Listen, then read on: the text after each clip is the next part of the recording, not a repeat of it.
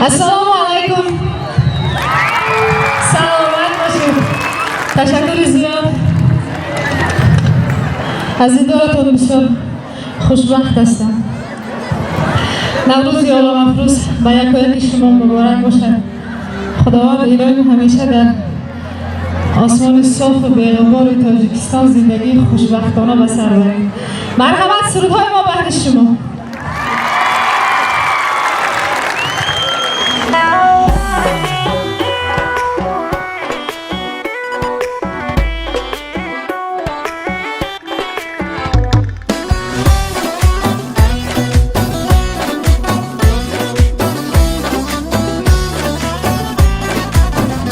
دلم دلنامه چشمان آبی، منم بیدار و اما غرق خوابی.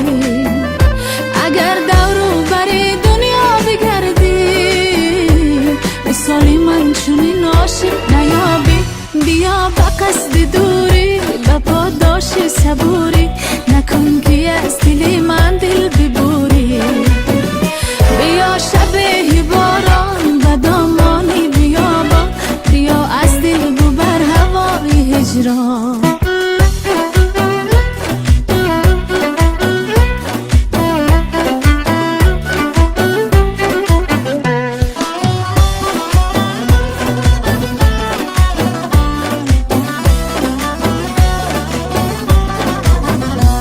سپردم امتحان دل جدایی، در این شب‌های سرد بی صدایی.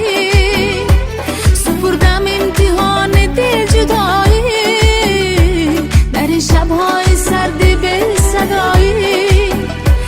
بله در پای شب‌های انتظارم که شاید ناگهان از در درایی. بیا به قصد دوری، به پاداش صبوری، نکن که از دل من دل ببوری. بیا شب باران به دامانی بیابان، بیا از دل ببر هوای هجران.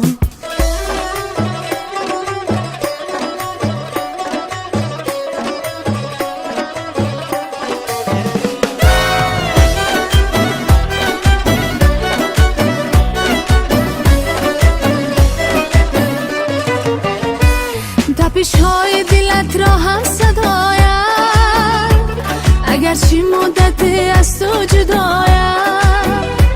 تپش های دلت را هم صدایم، اگر چی مدت از تو جدایم.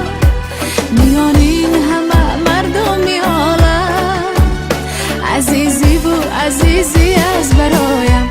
بیا به قصد دوری، به پاداش صبوری، نکن که از دل من دل ببوری.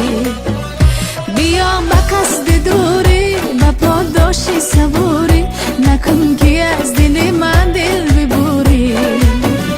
بیا شب باران به دامانی بیابان، بیا از دل ببر هوای هجران. بیا از دل ببر هوای هجران. سلامت باشید.